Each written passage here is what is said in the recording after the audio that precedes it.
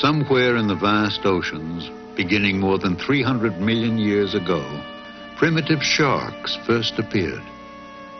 They continued to evolve when dinosaurs ruled the earth, as the first birds fluttered against the wind, when the first mammal suckled its young.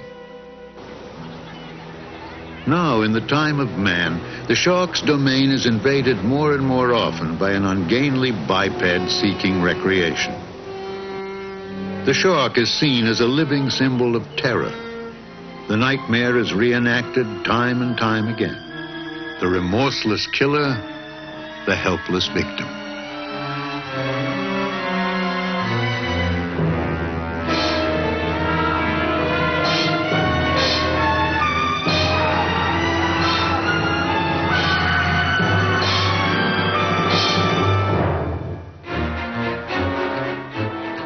In fact, the remorseless killer is most often ourselves, the shark the victim.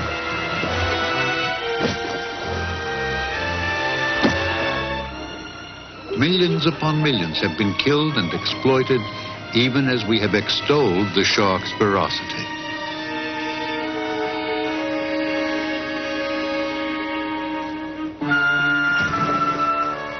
More and more, we are invading the domain of sharks. By accident and by design, we are encountering them eye to eye. It is a meeting fraught with both fear and fascination.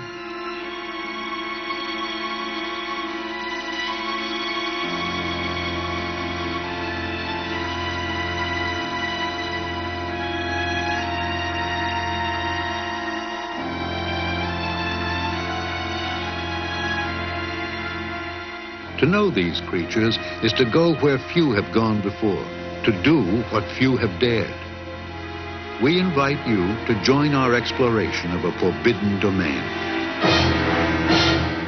The undersea world of the sharks.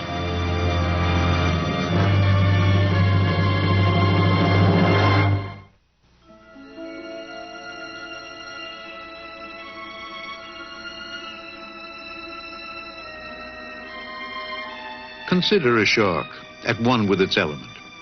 It is a fish, but differs from others largely in its lack of a bony skeleton. Out of the water, it is an ungainly, delicate creature that may be crushed to death by its own weight. But here, it moves with supreme assurance and grace.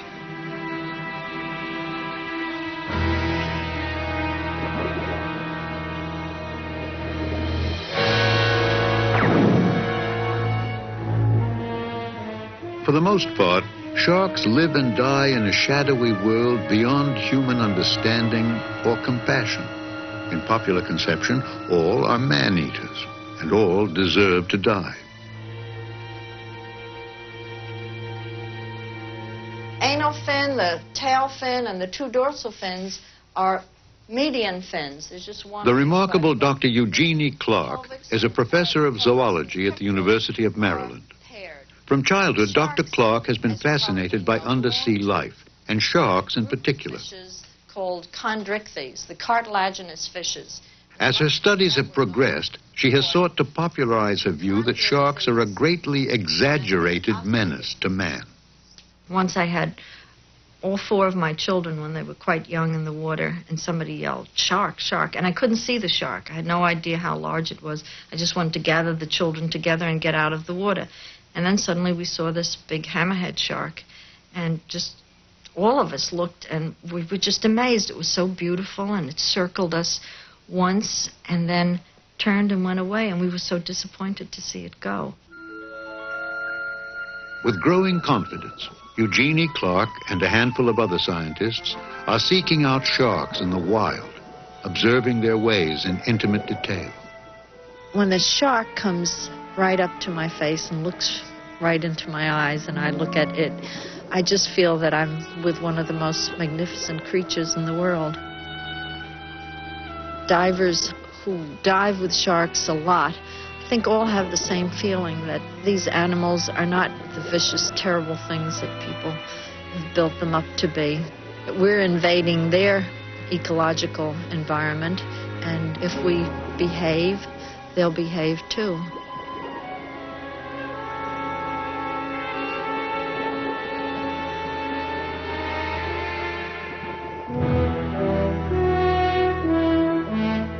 In the very jaws of the shark, scientists find beauty and efficiency. For instance, most sharks are highly streamlined. It would seem they could only bite something directly underneath them. But at the crucial instant, the whole shape of the shark's head can change. The jaw is thrust forward and the teeth extended outward. It's a swift and fascinating transformation.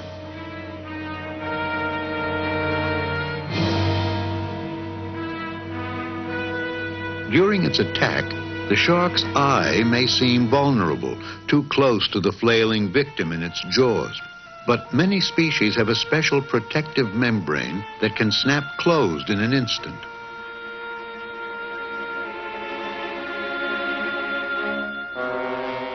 The notorious jaws of a great white, the largest predatory shark. The prominent teeth will cut paper as cleanly as a razor blade. This awesome weapon never wears out. Most sharks shed their teeth frequently. They'll grow and replace thousands of them in a lifetime. There are nearly 350 species of sharks. Most are harmless to man and very different from our common idea of them. In their sheer variety, sharks are wondrous animals indeed.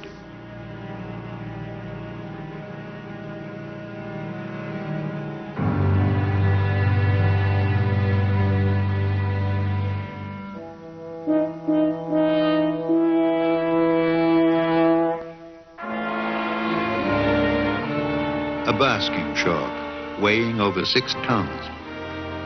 Like great whales, this extraordinary creature strains plankton from the sea, swimming with its huge jaws agape. More than 1,600 tons of water an hour pass through the cavernous mouth, day after day, year after year.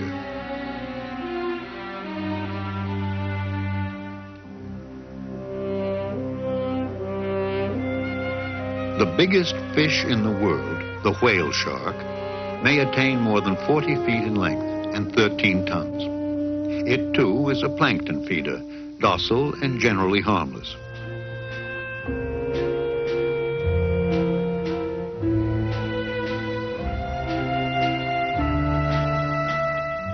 Underwater encounters with the whale shark are very rare and highly exhilarating.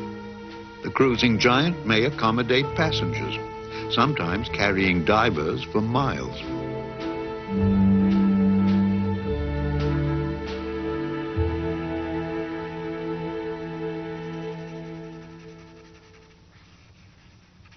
The study of sharks is an exciting frontier for enthusiasts like artist Richard Ellis. In 1976, it fell to Ellis to do the first drawings of a giant species of shark previously unknown to science. 14 feet long, with enormous gaping jaws, the new shark is known informally but aptly as megamouth. The only known specimen was entangled in a sea anchor and brought aboard a Navy research vessel. It is possible, perhaps likely, that other equally bizarre species of sharks still lurk undiscovered in the ocean deep.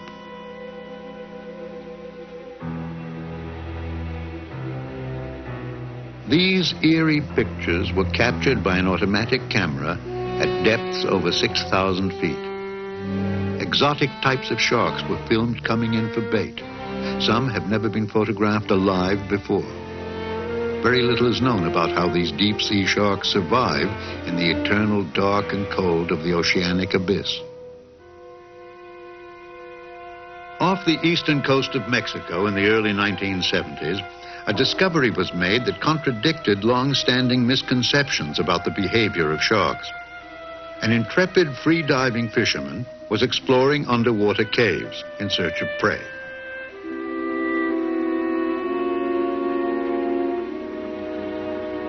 He found sharks.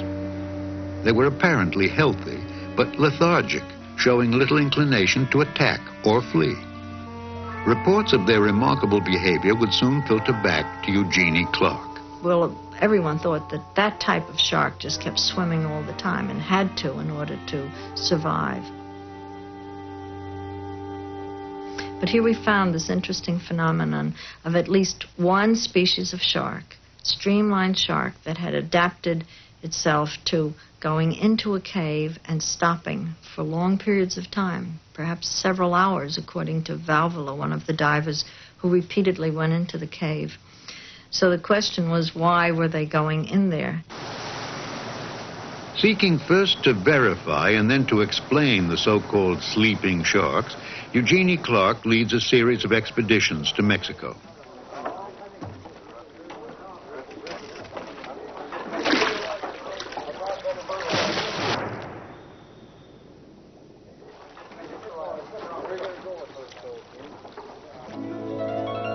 The first explorations are marked by both skepticism and tension. If the sharks are in the caves, it will be very surprising. And if they are found, no one can be sure how they will behave when confronted in confined corners of the caves.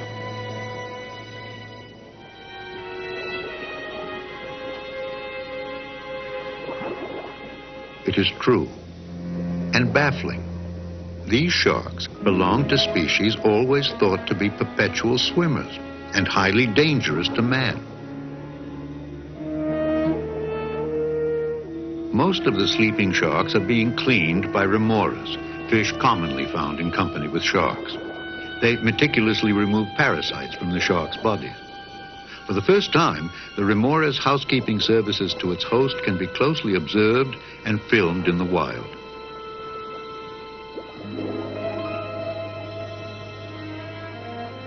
Divers ultimately grow so trusting of these sleeping sharks, they will dare to touch and caress them. The gesture would be considered madness under normal circumstances.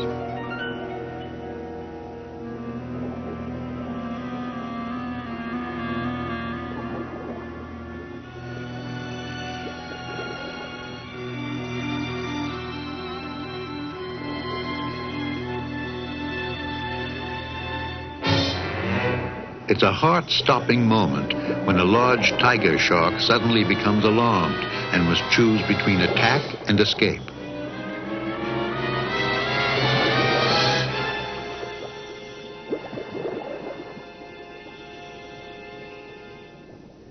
Eugenie Clark discovered that seawater here is mixed with fresh water seeping from the sea bottom. This can loosen the grip of parasites that afflict sharks and allow the remoras to work most effectively. The sleeping behavior may be prompted by the unusually high oxygen content of these waters, making it easier for sharks to breathe without swimming, and perhaps having a narcotic effect the sharks enjoy. The phenomenon of sleeping sharks remains a fascinating mystery. It's possible that many sharks sometimes behave this way, lying in huge underwater dormitories that are yet to be discovered.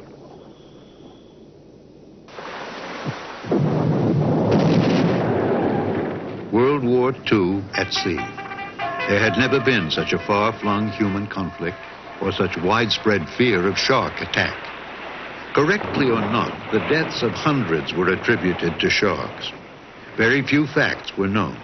But the U.S. Navy mustered all the reassurance it could, the product of too hasty research and pure hearsay.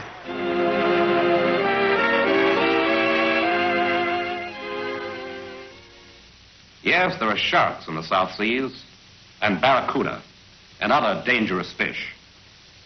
But some of us have been close enough to touch them and didn't lose anything more than about 10 years' pleasant dreams. Very few sharks are man-eaters. Brown-skinned natives of the South Seas readily swim in waters where sharks are plentiful, yet they are almost never attacked. There are many cases on record of our flyers swimming fully clothed near sharks without being attacked. Maybe in their work uniforms they didn't look like good eating. But what is more likely, they were not seen. Sharks have very poor eyesight and rely mostly on their sense of smell for guidance. They are also great cowards and can be easily frightened away. There have been many instances where one or more men in the water scared off approaching sharks by simply thrashing the water. And believe me, brother, when you see a shark heading your way, you can really thrash. And you may be sure that somewhere ships are scouring the sea looking for you.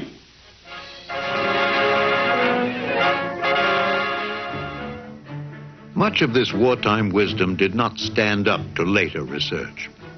Shark chaser, a supposed repellent issued in great quantities during the war, was shown to be inadequate. It did repel some sharks, but others treated it with total indifference. The number of shark species considered potentially dangerous to man has decreased with continuing research.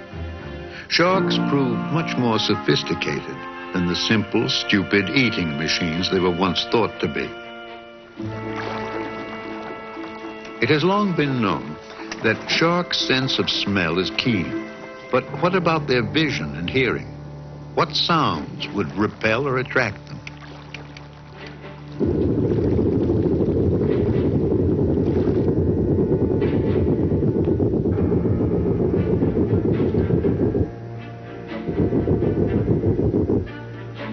Advising swimmers to thrash the water in order to frighten sharks away may have been extremely unwise. The best evidence now suggests that such irregularly pulsed low-frequency sounds tend to attract rather than repel many species of sharks.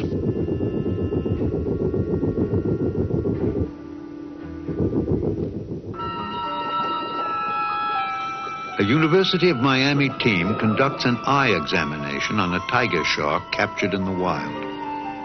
Amazingly, this shark submitted quietly to the examination, conducted in an improvised undersea laboratory off the Bahamas. A few stitches prevent the protective membrane from closing over the eye. The myth that sharks have poor eyesight is being dispelled. Sharks studied thus far appear to see quite well, although some are farsighted.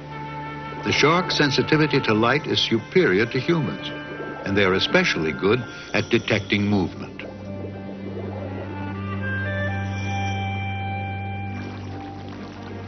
If man and shark meet, what provokes an attack? It is clear that no shark species normally feeds on man. In an effort to understand the special circumstances that trigger an attack, dummy human forms are offered to the aggressive great white shark. The great white does feed on sea mammals and shows little, if any, fear of man. It has undoubtedly attacked and killed humans and was the living inspiration for Jaws.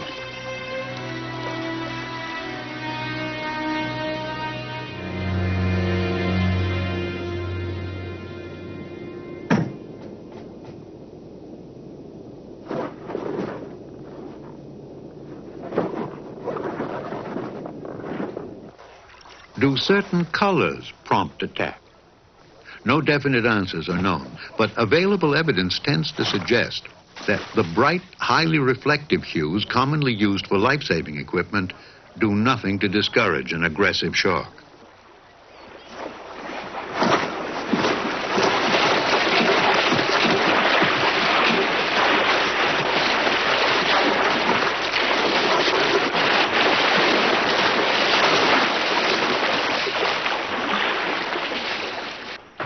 One expert, only half joking, has suggested that sharks may be attracted to life vests when they are the color he morbidly terms yum yum yellow.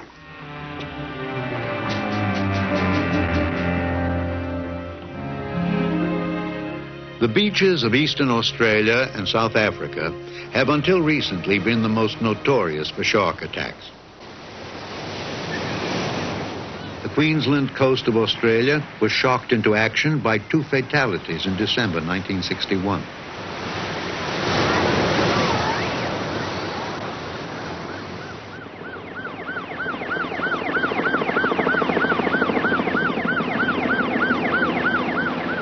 Lifeguards and surf rescue patrols keep an eye out for sharks and give the alarm if any are seen near bathers.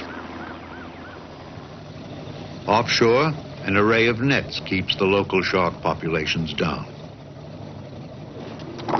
Oh, it's so clear. It's clear as anything. The netted and patrolled beaches have been safe for 20 years. But anti-shark measures are expensive, and nets take a great toll of inoffensive creatures as well as the few species of dangerous sharks. Whenever shark attacks have occurred, reprisals have been harsh and indiscriminate. Despite its fearsome expression, the gray nurse shark is placid and harmless to man. Massing in groups, young and old together, the gray nurse was a common shark in Australian waters until disaster struck in the late 1950s.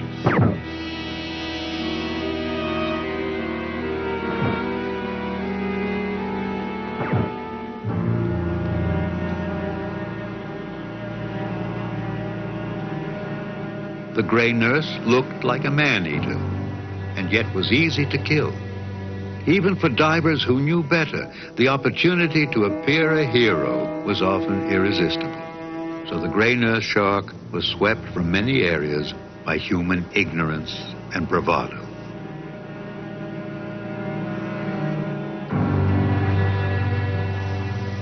Nearing Dangerous Reef, off the coast of South Australia, a party of scientists and filmmakers come to study the great white shark. Although the great white is found in many parts of the world, he has been most easily studied here. Blood and large quantities of horse meat and tuna are used to attract the great white. Dr. John McCosker of San Francisco's Steinhardt Aquarium has a variety of experiments planned. Australian Rodney Fox will also dive with his young son. You want the camera? Take it off. Especially since the publication of Jaws, many photographers, scientists, and adventurers have sought to get close to the great white shark. The fascination with ferocious sharks is out of all proportion to the damage they do. Worldwide, perhaps only 50 attacks are documented each year. About 10 are fatal.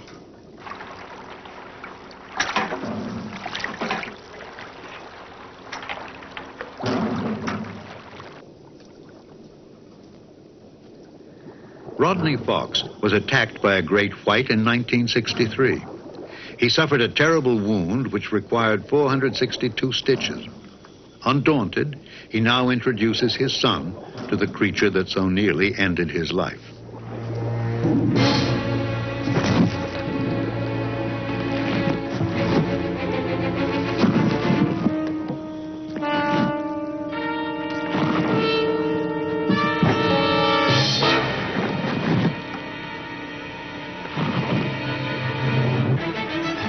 Dr. McCosker remembers. We spent so much time in the water, you know, it was with adrenaline levels so high that it was hard to really understand what we were seeing. But we did observe a very curious behavior. That is, the shark would attempt to bite the prey item, in this case horse meat, and at the last moment, as it turned its snout up, could not see the prey item, would then grab the cage and shake the cage.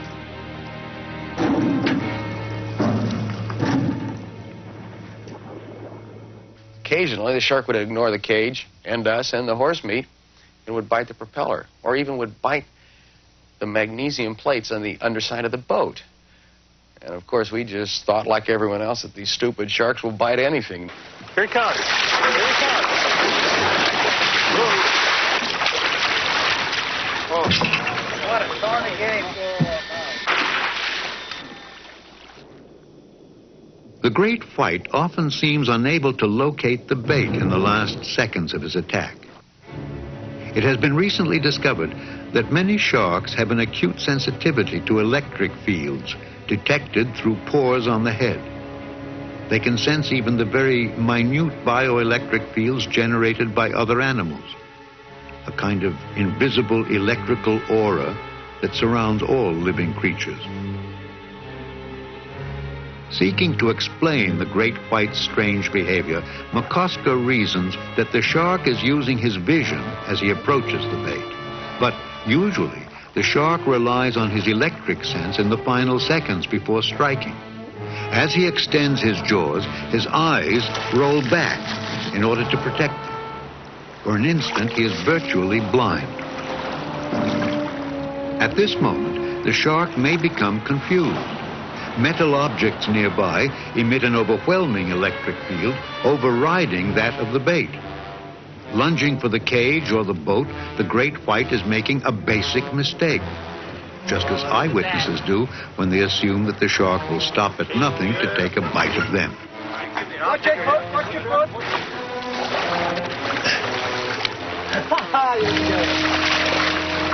Like a whale. A lot of meat, isn't it?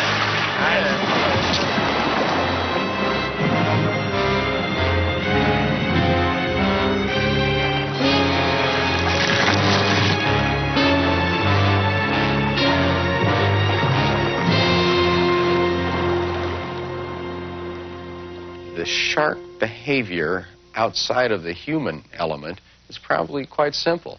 But when we complicate the environment that the shark is swimming through by adding all of these electrical fields, the curious electrical fields that in its evolution it has had no cognizance of, it will then respond in very strange ways.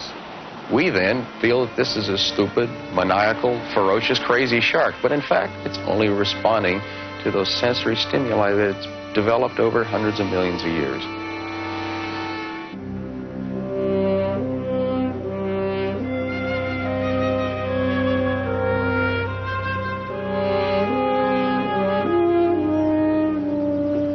In the Red Sea, at the tip of the Sinai Peninsula, there are underwater reefs of rare ecological richness and diversity. And that big Napoleon fish, do you think that's still here? Eugenie Clark calls this area my laboratory and my favorite place on Earth. With her Israeli colleague, David Friedman, she has dived here at Ras Mohammed many times over the years.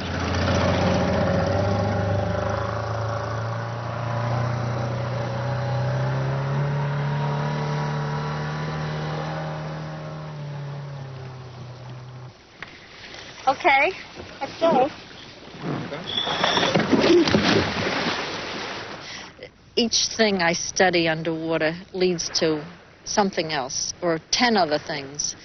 And you go out and with the aim of studying one particular behavior, and maybe the fish won't behave the way you expect it to, but it'll do 3 other things that you wonder, well, why is it doing that? And suddenly you have more things to study, and it goes on endlessly. And I could keep coming back to just one spot in the Red Sea, and I'd never finish in several lifetimes all the things that I'd want to study.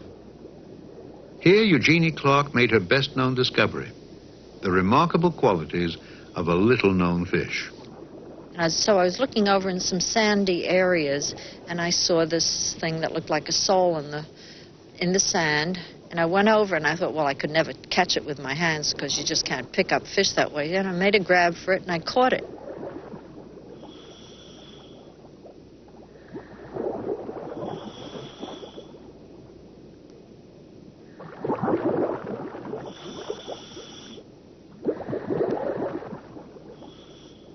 And it was so unusual. I thought, why is it such a slow swimmer?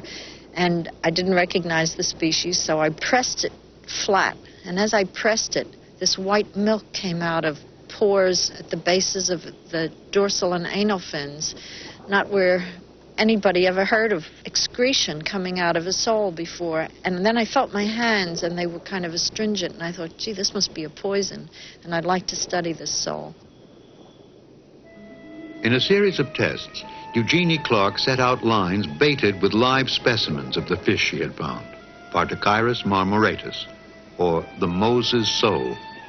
Also on the lines were chunks of tuna and other attractive morsels, which were soon devoured by local sharks.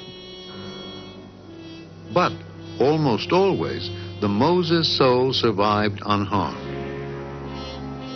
In laboratory tests, sharks can be tempted to attack, but usually think better of it when they get a whiff of the sole's poison.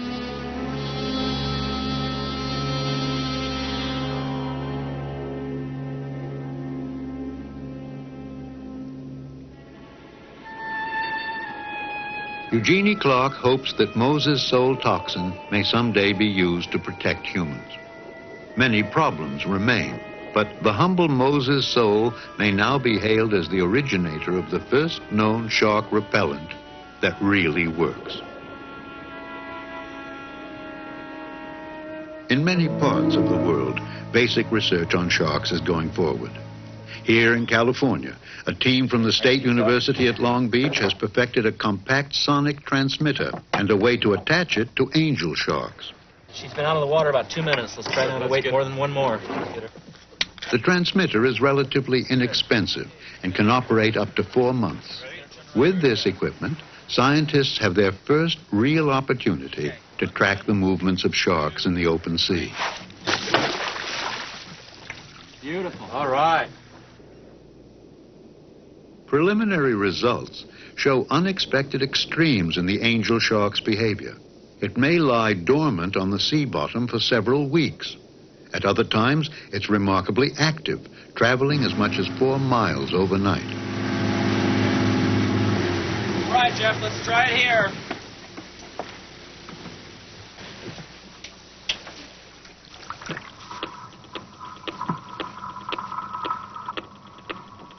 That's pretty close, Jeff.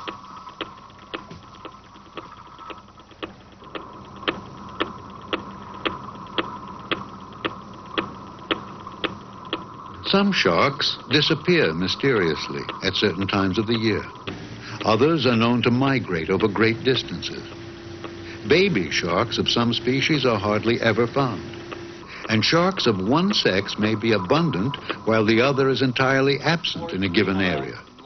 Such research may eventually help to explain these mysterious phenomena.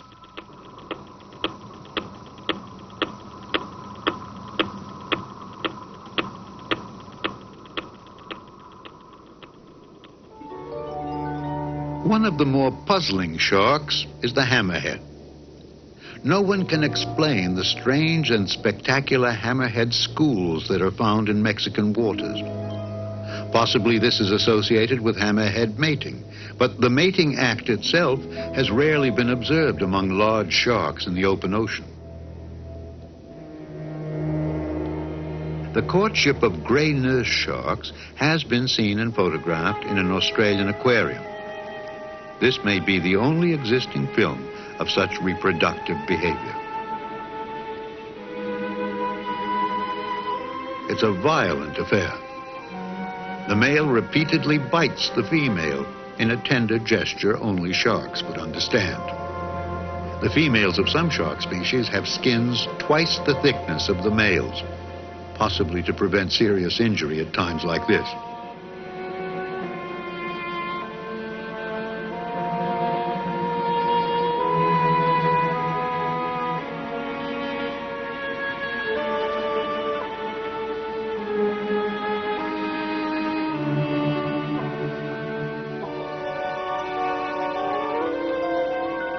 Every few years, in coastal waters of the eastern Pacific, a spectacular assembly begins. Millions upon millions of squid mysteriously appear to mate and lay their eggs. The male squid frantically pursue the females, sometimes 2 or more clasping a female in the mating embrace. The squid's normal defensive instincts are totally suspended. For fishermen, the squid run brings long nights of hard labor. The squid are attracted instinctively to bright lights at the surface. Up to 10 tons of them may be taken in a single evening. Woo, this edge. Here, the shark is considered a hated rival, to be shot and killed on sight.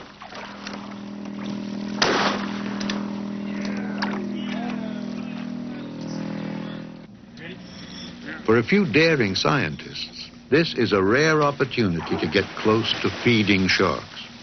Zoologist Bob Johnson is one of them. It was very disorienting in that at night you didn't know which way was up always. If you were balanced out correctly underwater, up wasn't always up. And because of the squid situation, they may be thick above you or they may be thicker below you. And everything was oriented towards the light rather than towards the surface. So it was very awkward at times. You'd see the sharks coming underneath, and you'd finally try and get in. And, of course, the instant you get in, you're blinded, and you can't see them anywhere. And when you do see them, they're right in front of you all over. They'd be racing past you, eating gulps of squid. They'd come out of the corner of your eye as you're turning and and watching for these animals, because you couldn't keep in one direction. You had to consistently turn in the water to watch in all directions. And they weren't attempting to bite us. They were attempting only to feed on the squid. But if you got your arms or your legs or your body in the wrong place at the wrong time, you could very easily get bit.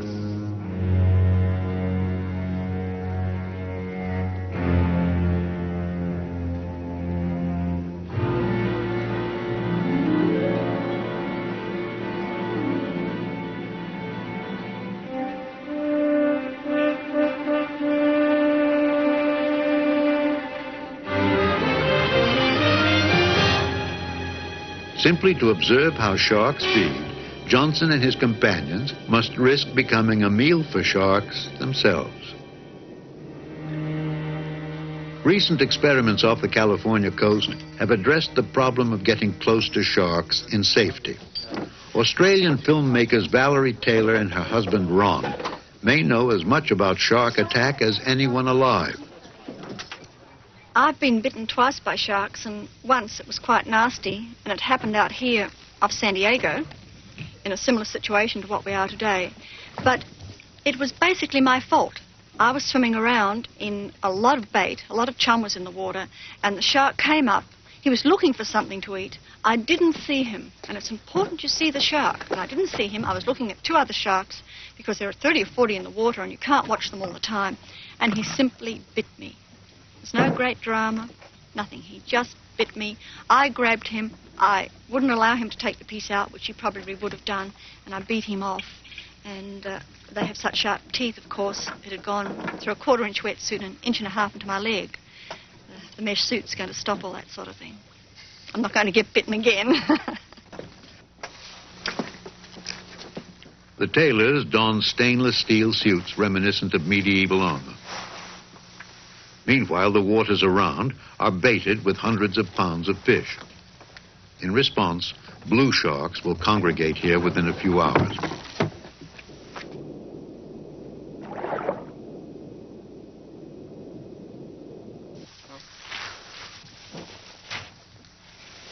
I'm a bit worried about the gaps in the gloves, Ron.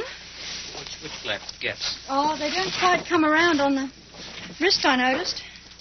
Yeah, and mine are the same. You just got to be careful there. Just have to be careful? Yeah, right on the wrist, which is... I just don't want to have an artery cut. Oh, okay. There you are. Right. Joe, you come down here and give me a hand. Yeah, that's what their teeth do when they get on it. That's the noise you hear. And you really think it's getting into you because of that terrible noise. But it doesn't. They make these for butchers. Valerie has invited Shark Attack numerous times to test her 12-pound suit. Each prototype costs about $2,000, but the suit's protection could be invaluable to those who are impelled to dive with sharks under dangerous conditions. Right. Good, thanks. There you go, Barbara.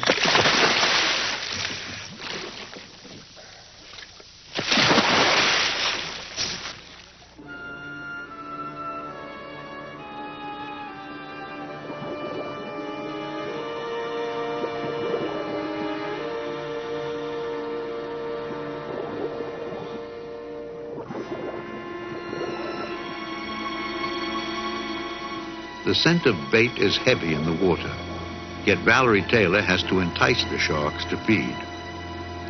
Once they're eating, she'll draw the bait close to her body, hoping the sharks will become confused between her and the fish.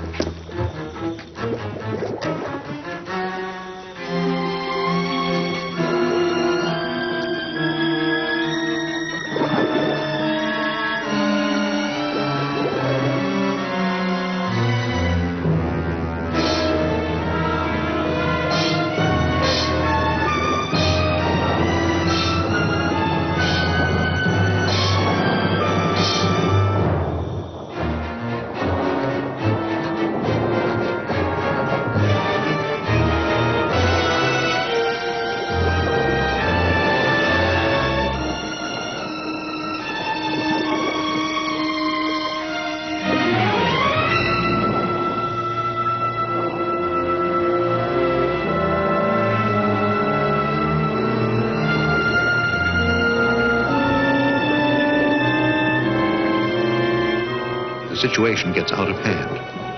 It's all Valerie can do to protect her face and mask. The shark strips off Valerie's steel glove and swallows it whole.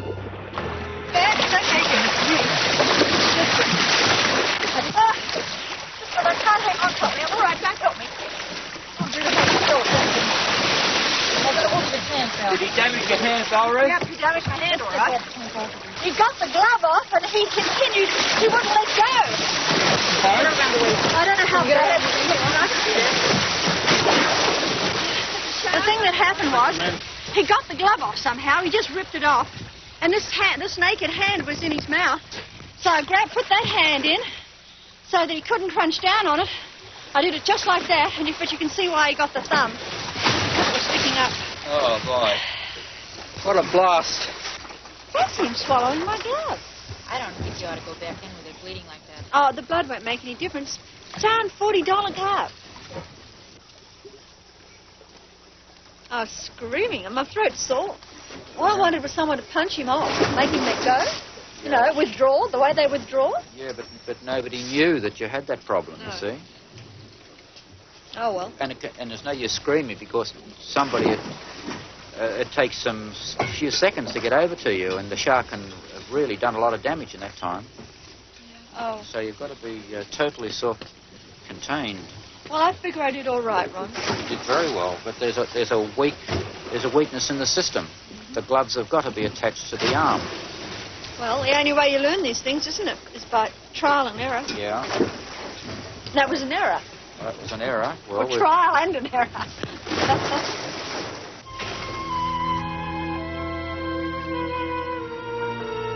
To date, the suit has proved very effective in preventing injury from attacks by sharks of average size. Development and testing continue.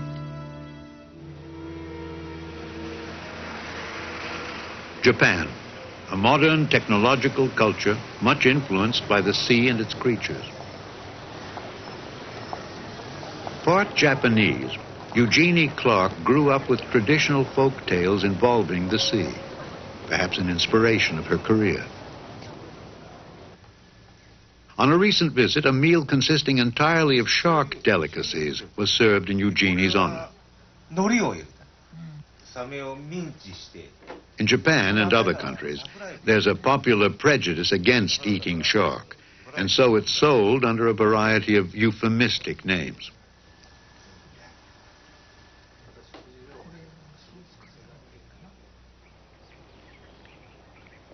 Much tradition and ritual surround shark fishing in Japan.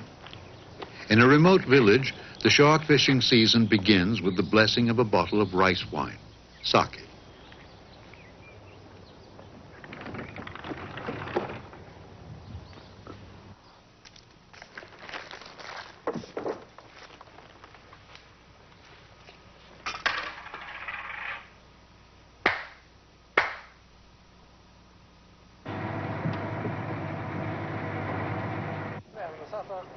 The next day, at sea, the ceremonial sake is sprinkled over the boat, the lines, and the bait. What's left warms the fishermen and bolsters their courage.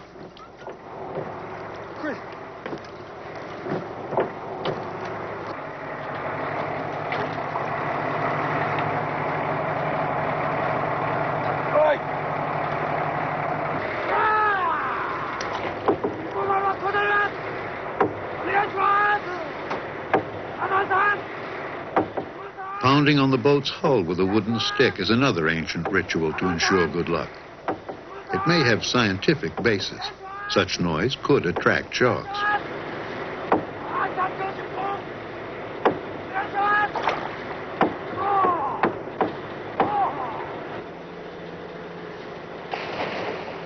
Nine miles of line will be dropped overside, baited with 300 hooks.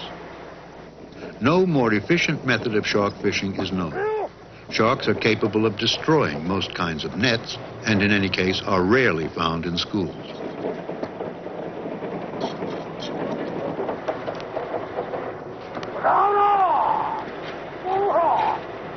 It's hard labor bringing in the lines, and the task takes hours. On any of the hooks, there may be a 400-pound shark in fighting humor. Today, 15 sharks will be taken, including a large hammerhead. A hammerhead is considered auspicious, a messenger bringing a favorable sign from the god of the sea.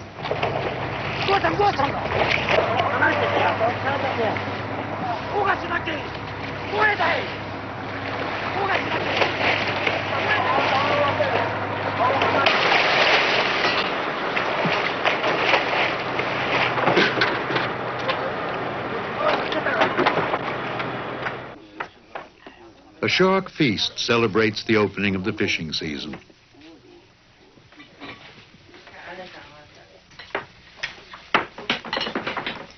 These shark fishing families appear to be dying out in Japan. Those who endure are held in unusual respect.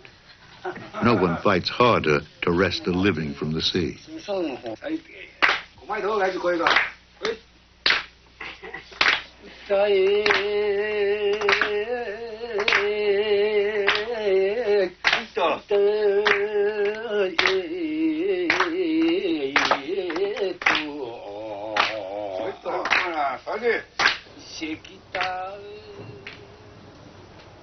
Tokyo's fish market, the largest in the world. In 4 frantic hours, more than $8 million change hands here each day.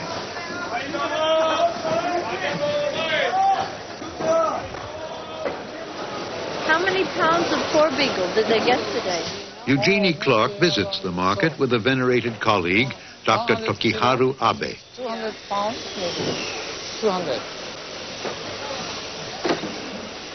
To marine biologists, this market is a vast treasure house of data, an ever-changing census of the sea. Often, hundreds of sharks can be examined here before they are sold at auction.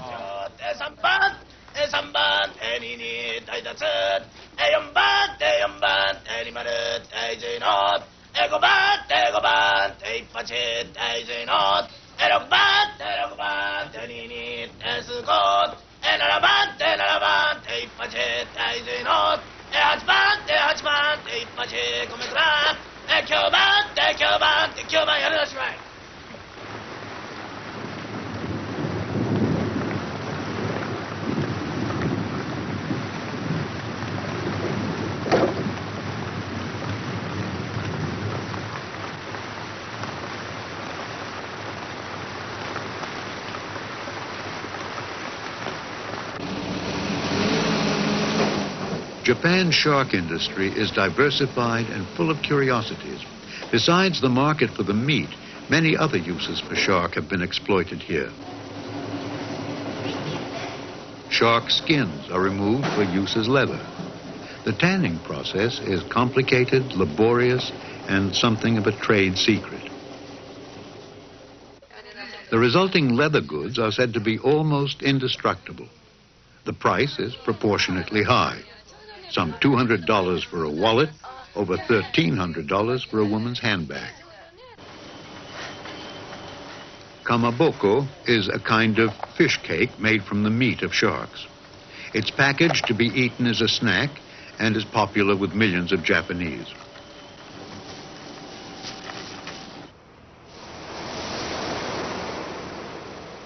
Off the shores of eastern Japan, fishermen pursue a rare and little-known specialty: deep-sea sharks.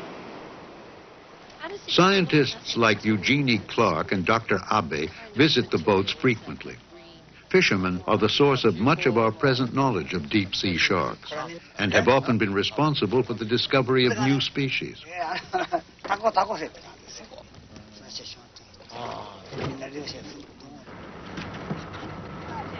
A creature from another world.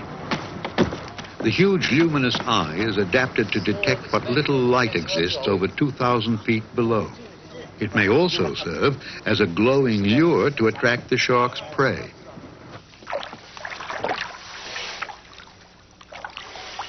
In Japan, deep-sea sharks have been put to commercial use. The market for them began during World War II, when there was urgent demand for a special oil to lubricate fighter planes.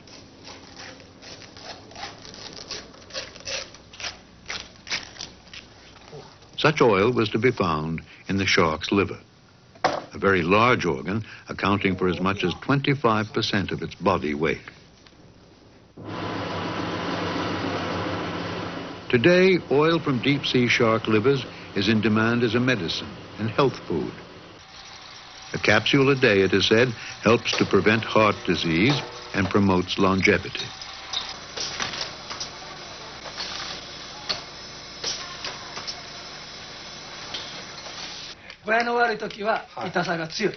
Despite medical skepticism, some Japanese believe that oil from deep-sea sharks is a cure-all, effective against everything from constipation to cancer.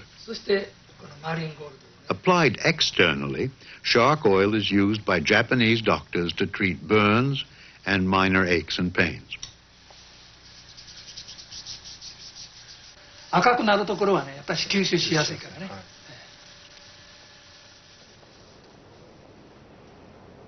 In the United States and most Western nations, sharks inspire interest, mostly for sensational reasons.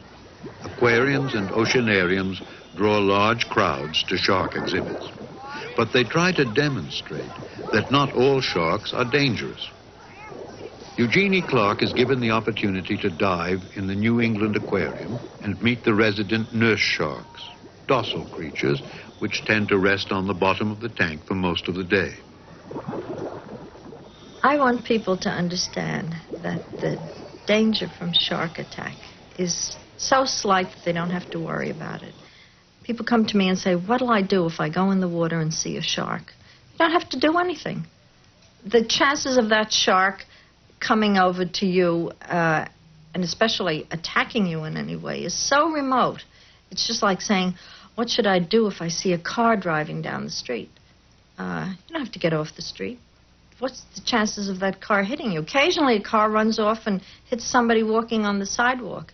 But you shouldn't waste all your time preparing for such a remote accident.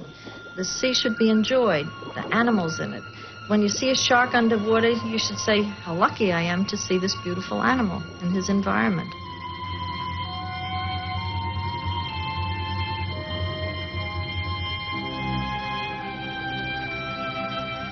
It may be many years before Eugenie Clark's attitude becomes widespread. For in the minds of men, the shark provokes a deep-seated, almost instinctive fear. But even now, there are new kinds of encounters between man and shark beneath the sea.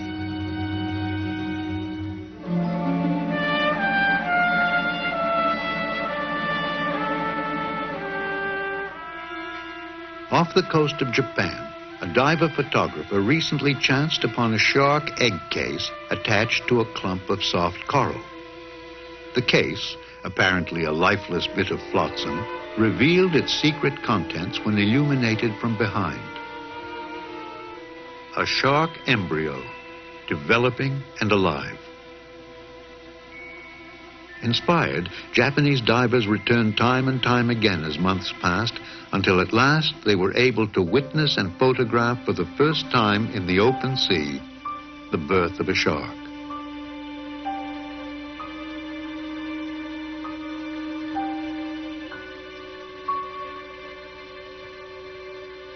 For the divers, this was a deeply thrilling moment. They felt they had touched an inner secret of life and glimpsed a wonderful mystery. Thus, one hopes, man and shark may meet in the sea and pause and pass on, each doing the other no harm.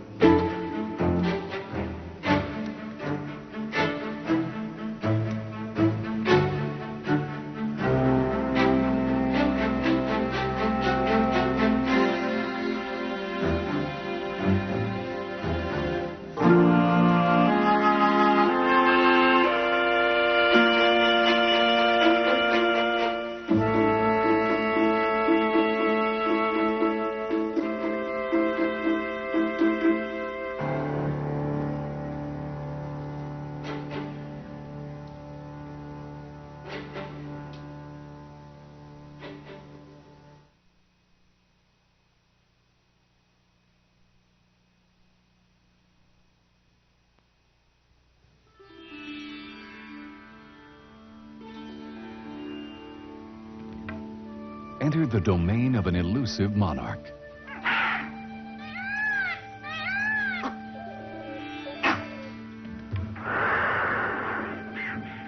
One who rules without fear or compassion.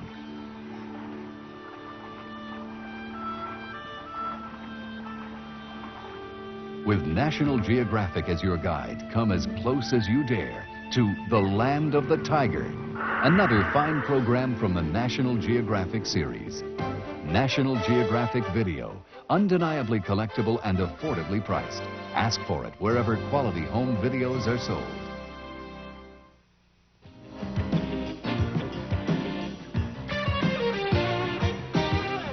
For 125 treacherous miles, these men will use every means possible to conquer a river that until their descent remained a mystery.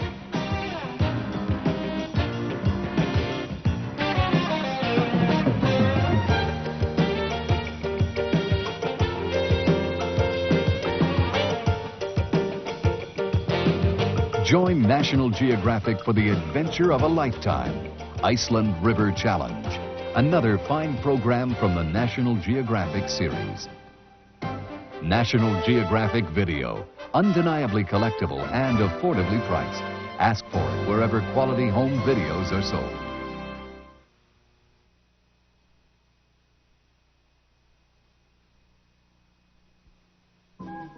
They're among our closest living relations and some people's closest companions. I always try and make a point of having some contact with the young ones when they're very small, so that as they grow older, they'll include me in the group. A few are well known for their learned ability to communicate. Meet Coco, the first gorilla to use American Sign Language. Coco, can you find something soft? Is there something soft here? Yes, that's soft. That's soft. That, yes, I feel it. It's nice. What color is that? Oh, yes, it's orange. You're very smart. Take a close look at these amazing creatures and find out how much like humans they really might be. Gorilla.